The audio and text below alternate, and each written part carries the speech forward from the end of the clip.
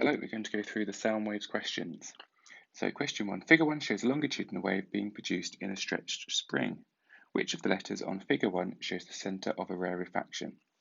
So there are two options here. There's a compression or rarefaction is the other one. Now compression is where they're close together. So a rarefaction is where the particles are spread apart.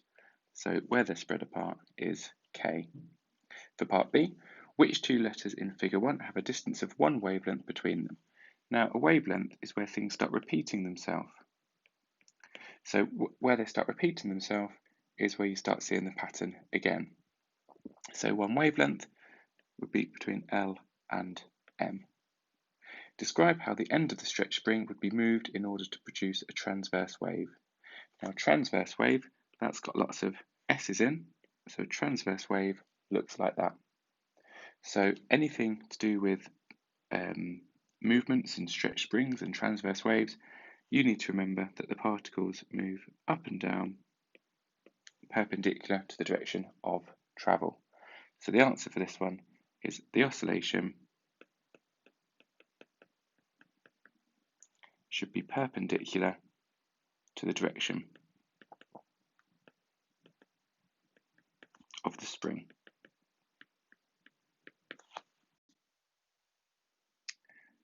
For the next one, figure 2 shows how two students used the sound reflected off a building, an echo, to measure the speed of sound.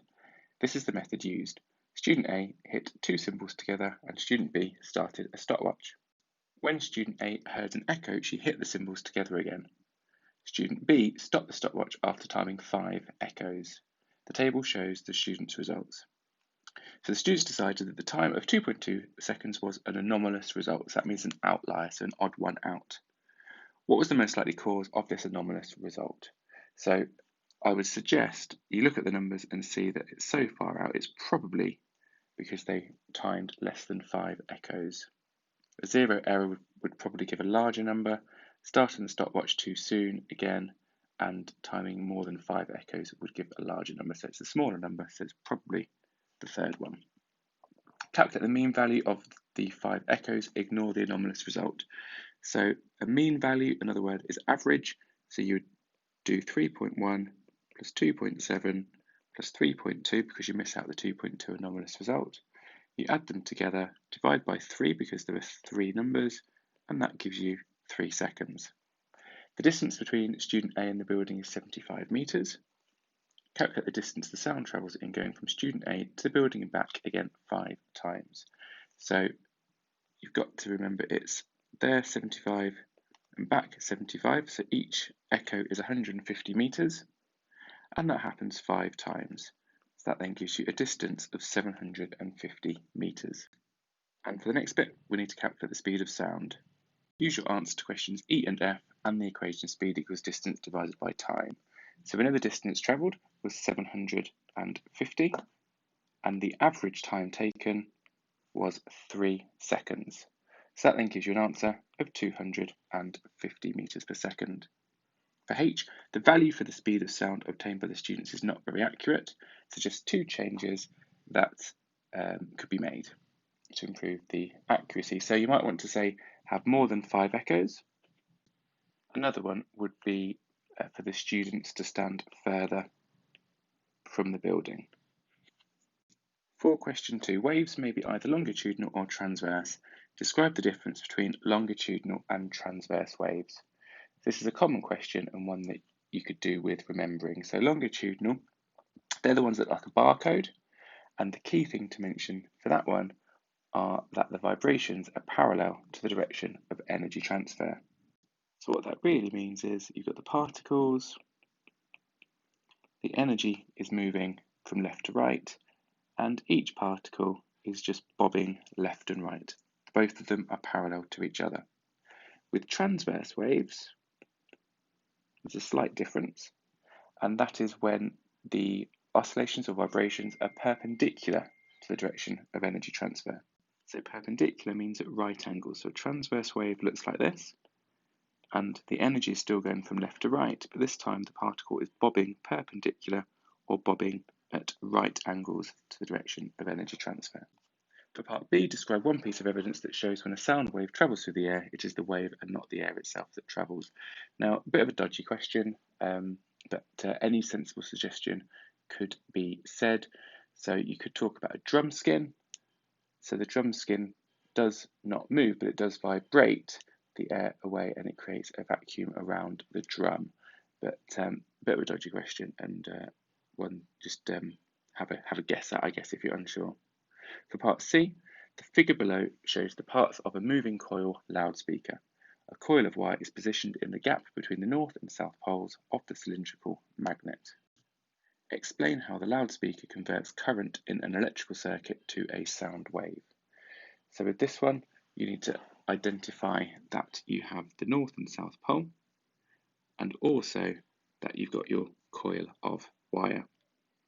So when a current flows through the coil of wire, that will then induce a magnetic field, and that magnetic field will either repel, in which case the paper cone would move left, or it would attract, in which case the paper cone would move to the right.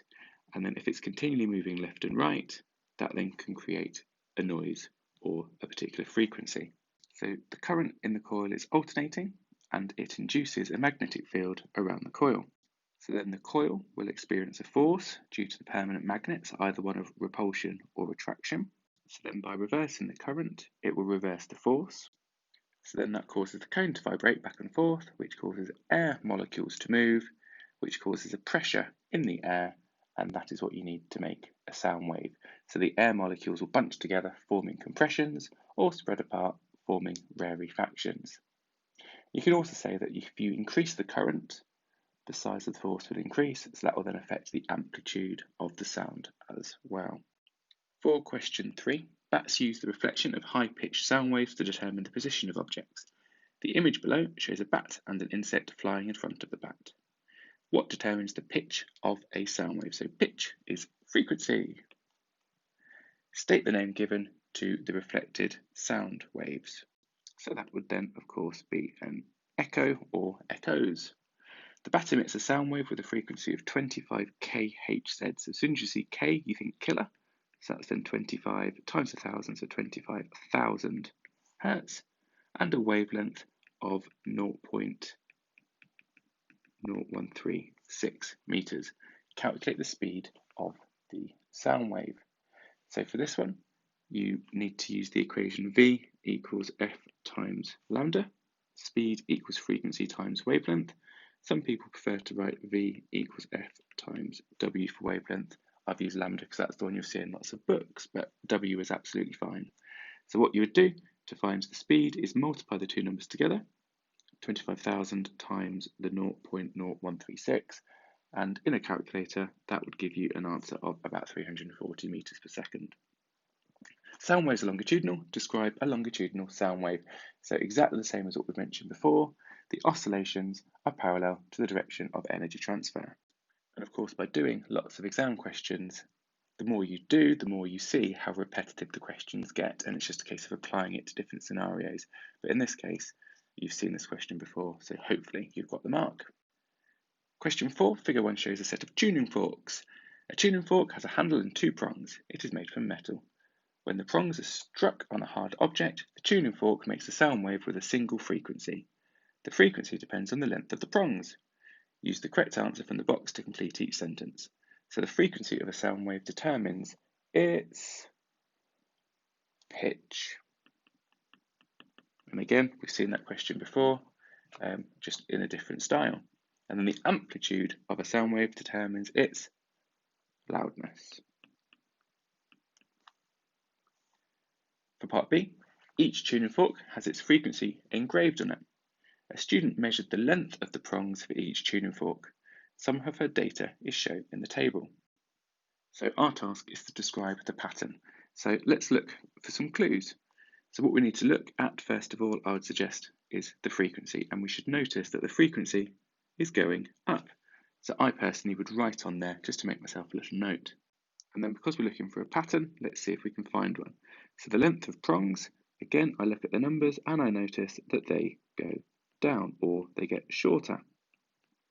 So what I need to do now to describe the pattern is turn that into a sentence.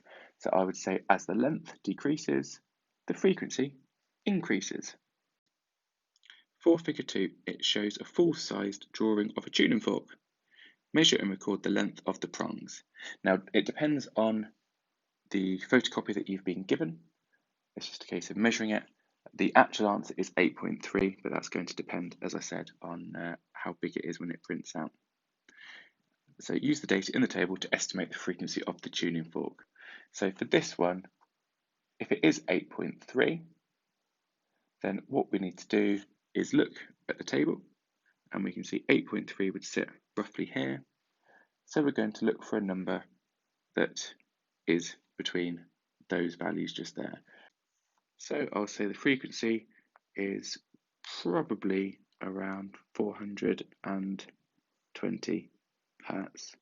And when it says explain your answer, you'd have to turn this into words. So as I said, you'd identify that there. So identify it between 7.8 and 8.7.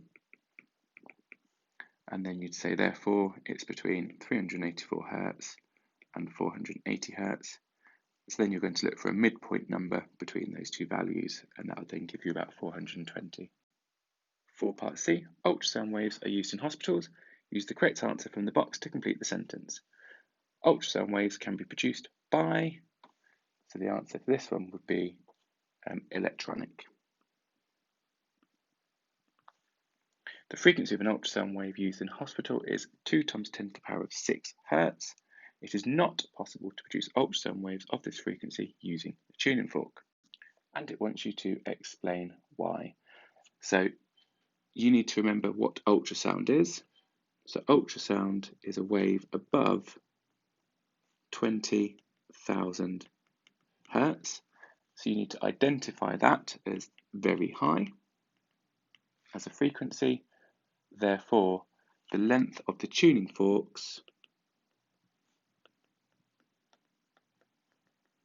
would need to be very small. So if you look back at the table, you would see the pattern. So if you wanted a really high frequency, the fork would have to be really, really tiny, so therefore it really isn't possible. Figure 3 shows a tuning fork and a microphone. The microphone is connected to an oscilloscope. So an oscilloscope is just a computer that gives off waves.